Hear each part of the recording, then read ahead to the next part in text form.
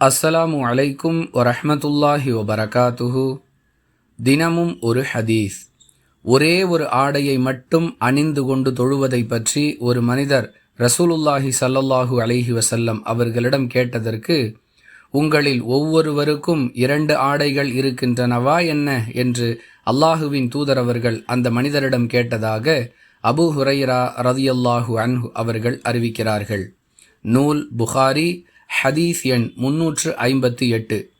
அன்பிற்குரிய அல்லாஹுவின் நல்லடியார்களே, ஒரே ஒரு ஆடையை மட்டும் ஒருவர் அணிந்து கொண்டு தொழுவதற்கு மார்க்க ரீதியாக எந்த தடையும் இல்லை என்பதை உணர்த்தும் விதமாகவே ரசூலுல்லாஹி ஸல்லல்லாஹு அலைஹி வஸல்லம் அவர்களுடைய இந்த கேள்வி அமைந்திருக்கிறது.